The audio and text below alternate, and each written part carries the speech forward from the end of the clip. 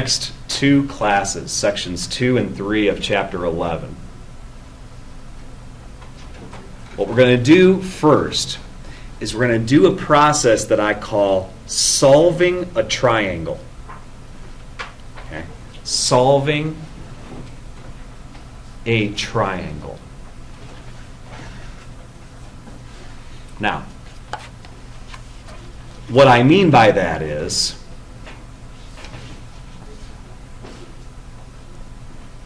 find the unknown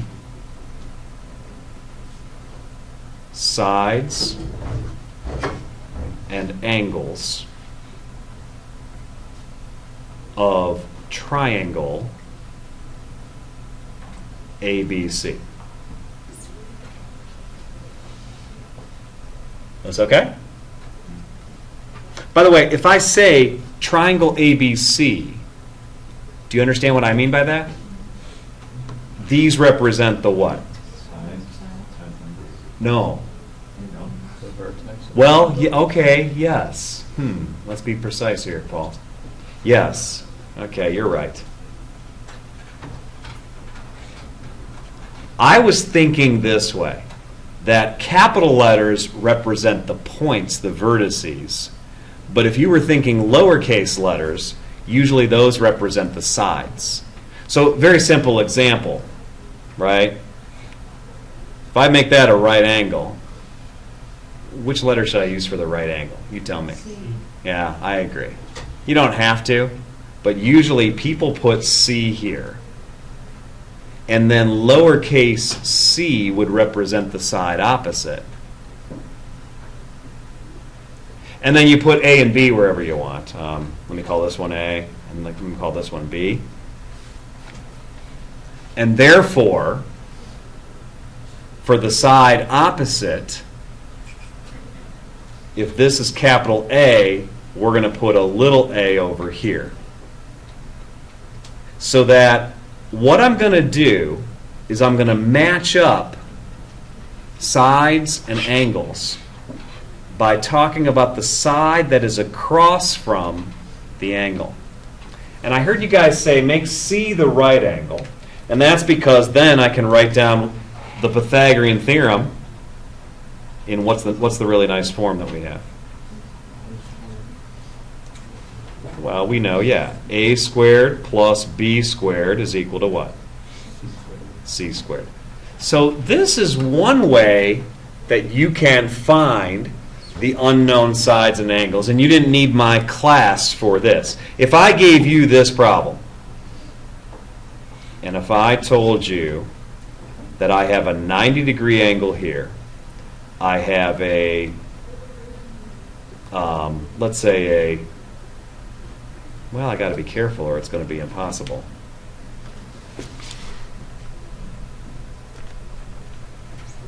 I mean, if I tell you guys that this angle here is 40 degrees, what do you know immediately? The other one's 50. The other one's 50 degrees. How come? Because why? Sum of the angles in a triangle is what? 180 what? By the way, how many radians is that? Now, I think for chapter 11, I think we're probably going to work in degrees more often than in radians. Okay? At least at the beginning when we're doing solving triangles, because the applications where you actually have some triangle tend to be the measurements are in degrees.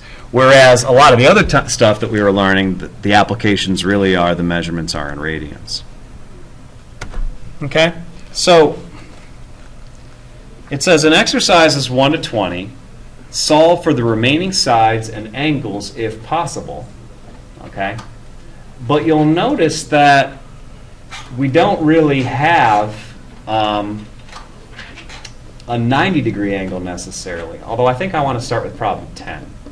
That just looks promising to me. So I think I'm going to take that as my first example. Okay.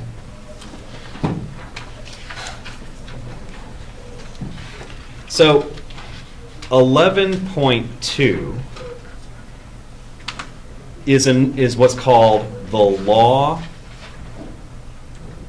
of signs, or the law of the signs. I'll call it the law of signs. Okay? And so, again, the game is I have a triangle. It doesn't have to be a right triangle. So you can label it ABC if you want. And if I do that, I'm going to call the sides opposite by the lowercase letters. So these are the lengths of the sides. And I'm going to do one other thing, and that is I'm going to use Greek letters for the angles. So this angle, I'm going to say, has a measure of alpha for its degree measurement. This angle, I'm going to use the Greek letter B, so I'm going to use beta. And this one here, like I said, I think we'll use gamma. By the way, that's how I make a gamma. That's not what your book's gamma looks like. It looks more like this. All right? But to me, that's like a bird flying away. I don't know. I tend to just do that. All right? Sorry, Maria. It's just, I do what I do. Okay, so there's gamma. But again, the sign's it's not so much important what the symbol is, as long as you guys can do the math. And what the law of signs tells me is the following. It says that actually there's a ratio between the angle and the side opposite it that must be preserved in a triangle. And this should make sense to you.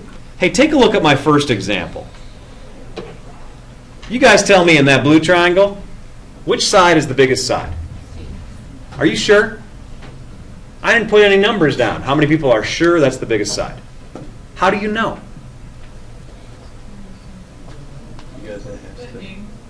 Because why? Go ahead.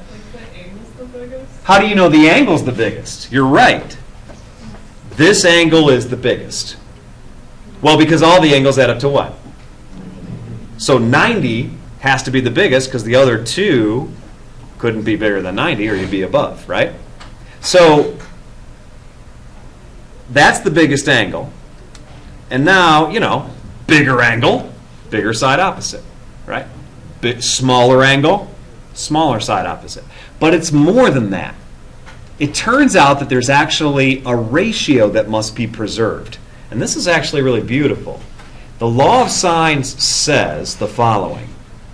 The sine of alpha over A will equal the sine of beta over B. And notice I'm using lowercase letters because those are the lengths of the sides. And I'm using the Greek letters. The sine of, I'm going to try and make a better gamma for Marina. She kind of laughed at me. How's that? Now it looks like a bird. I just stick to what I normally do. All over C. That's the law of signs.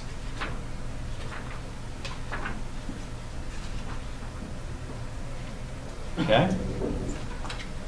Now, if you want to know why, I'm going to tell you it's here. In different cases, there's an argument. But I guess with the amount of time I spent on homework today, I don't want to get into the proof.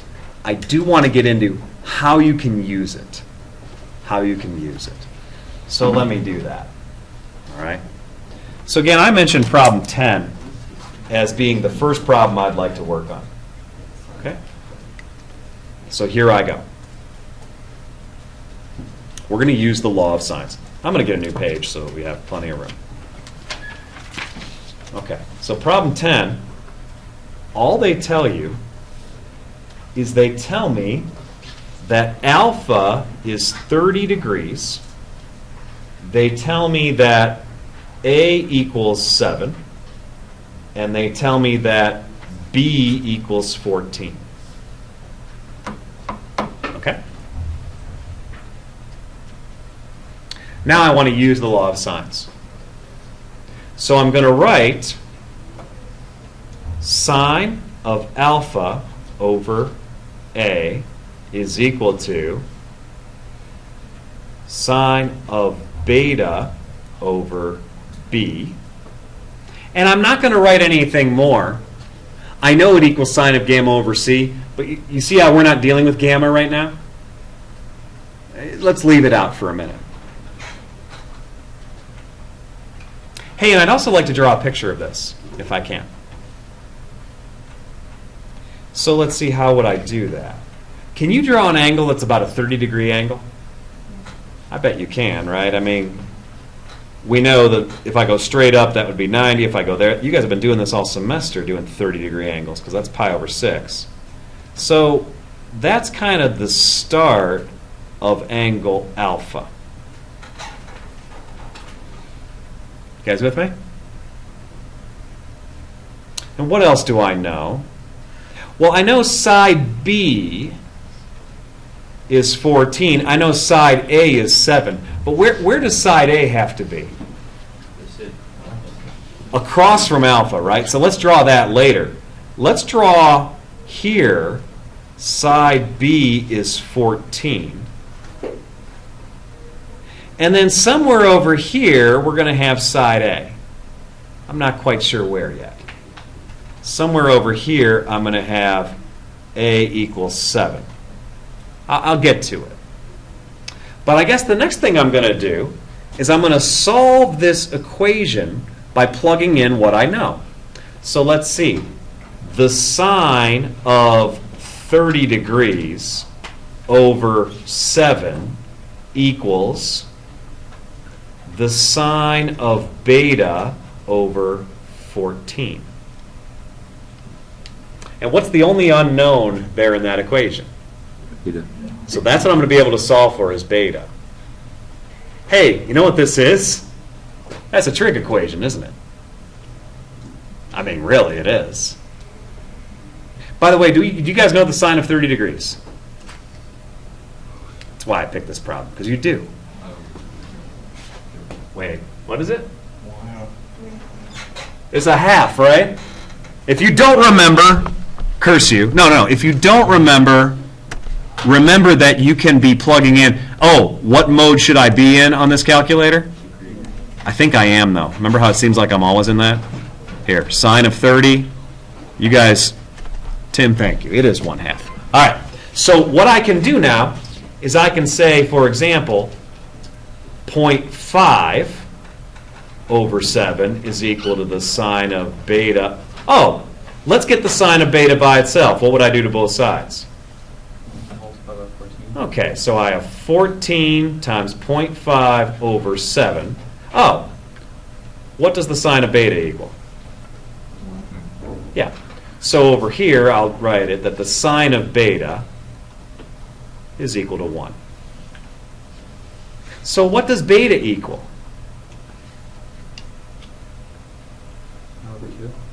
Pi over 2. That's radians. Oh, it's about 90 degrees. 90 degrees. Isn't that amazing? You guys never thought you would start thinking in radians, but you are. 90 degrees. Are there other answers for beta? Pi over 2 is an answer, but what else can you add to it?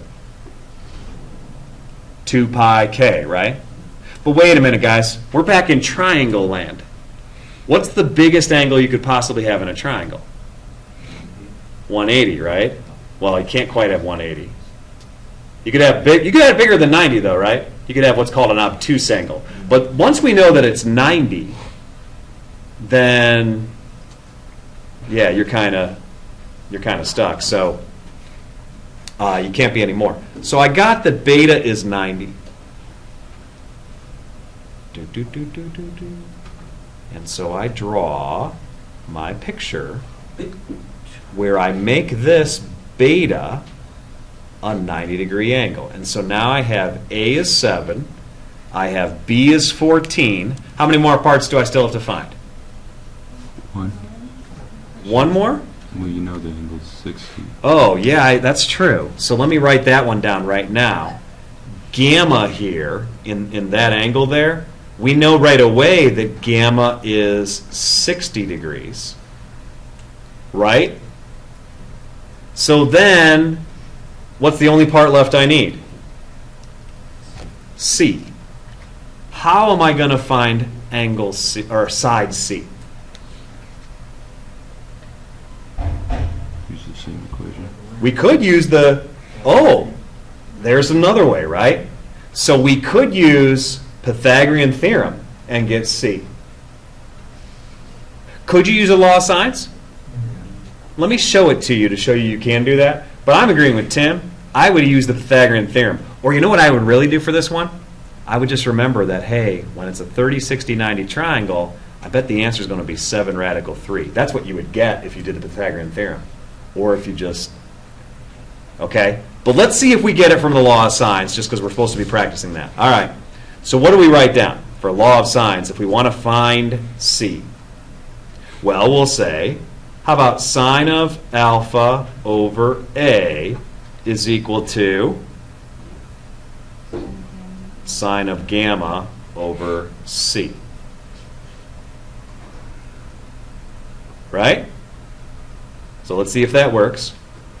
We have, what's the sine of alpha? We know that? We already did that. It was 0.5 over 7 is equal to, do we know the sine of gamma? You guys know the sine of 60 degrees? The sine of 60 degrees is radical 3 over 2. Yeah. So this is radical 3 over 2 divided by C. And now it's just a little bit of algebra. If you want to cross multiply, if you want to flip the fractions, however you want to do it.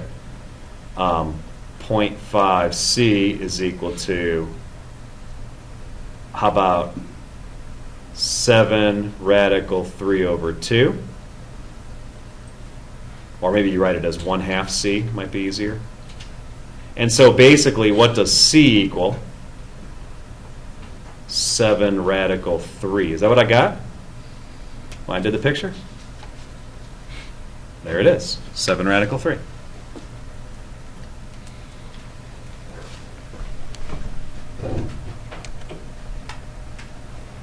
So let's do another example.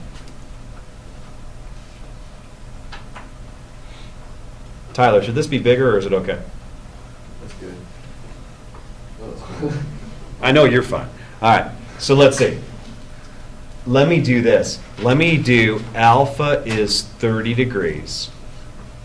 Let me do, this time, let me do A equals 8, and let me do B equals 14. Okay? So what's the first step?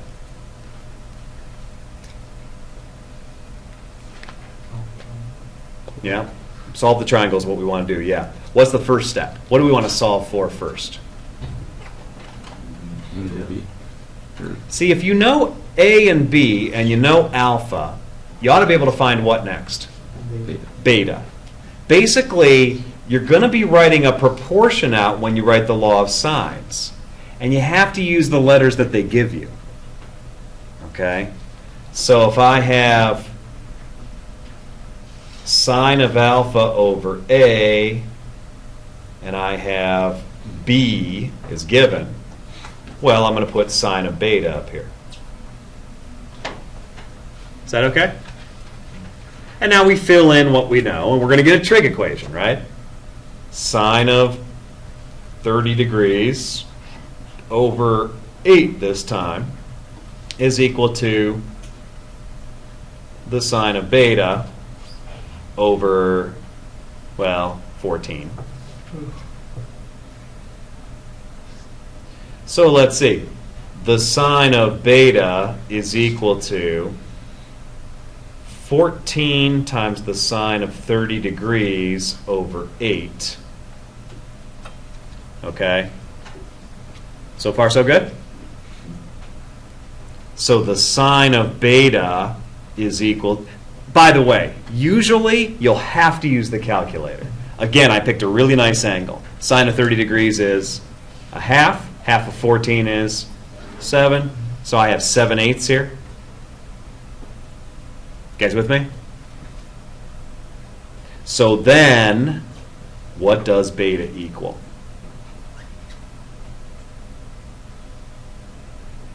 Beta, ooh, ideas? Well, that's one idea, right? Inverse sine? Are you with me on the idea here? Okay. By the way, let's draw a picture. Let's draw a couple of pictures. First of all, I'm going to draw a picture of the triangle. It was very similar to the last picture.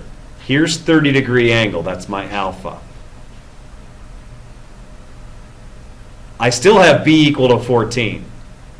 What's the only difference, guys? I made this segment. Do you remember what the segment length was last time for A? It was 7. And when I made it 7, we ended up getting a right angle here. You guys remember that? This is if you have a segment of 7. Now I have a question for you. If instead I have a length of 8, do you think that angle beta is going to be bigger than 90 or smaller than 90? And I'd like you to talk about that with the person next to you for, let's say, a minute. Go. This may surprise you, but the answer is it could be either. It could be, angle beta could be bigger than 90 degrees or smaller than 90 degrees. To show you that, I really have to tap into what we did last chapter. Remember we were solving trig equations, right? And if you wanted to solve that, we said there were infinitely many solutions. Now, how did I have you find them? I had you draw a picture on the unit circle. Yeah, that darn unit circle doesn't go away, does it? Okay. And if we want the sine of beta to be 7/8, that means the sine of beta is almost equal to 1, right? Now, in the last problem we did, I remember the sine of beta equaled 1. That was when we were at pi over 2. That's why you had a 90-degree angle, and that's why it looked like it did with this black line here. But this problem, let me do this in two ways. It could be, if I go here with this angle beta, then I don't know what the x-coordinate would be, but the y-coordinate would be 7/8. Or the other possibility would be, if I go over here, there's another angle where the y-coordinate, the sine, is 7/8. And so maybe that beta is my beta. This is very kind of interesting. Beta might be an acute angle. That would be like 8 right here, and the triangle goes out that far. Or maybe beta is an obtuse angle. Maybe this is my beta. Maybe the acute angle is my beta. I hope these pictures are making sense. I'm trying. But I need to show you that sometimes, and we'll talk about this more next time, you can get two answers to a sine equation. It's not going to happen for cosines, by the way, but it'll happen for sine. So, watch what I do. Beta, one answer I get by doing beta is, say, the arc sine of 7/8. And so I use the calculator for that, and I say beta is, well, let's see, inverse sine of 7/8. I'm in degree mode, which is nice. So beta is about a 60-degree angle. Actually, that makes sense to me. 61 degrees. That's about a 60-degree angle there. That means if you look at my picture, this is almost a right angle here. You guys see that? So then from there you'd get gamma is almost 90. I guess it would be 88.96 if I did that right. Or, oh, now you got to know how to do this. How do I get the other possibility for beta? How do I get this obtuse possibility? It's funny, we ended class with the same thing in the trig equations last time. if it's in quadrant 2, how would you get what that beta is? Subtract from 180 degrees. Yeah, last time it was subtract from pi over 2. 180 degrees minus that 61.04 that we got from over there. So the other possibility would be beta is, well, it's going to be like 118.96. And then when you work that out, you'll get gamma, well, let's see, 118 and 30 is 148. So it looks to me like it would be 31.04. And then the only other thing you still have to do is you would still have to find C in either case. So this is the special situation where you can sometimes get 2 solutions. Usually you get 1. And it's even possible to get no solutions. You may see that on the homework. All right? Well, that's enough for today. Nice work today, guys.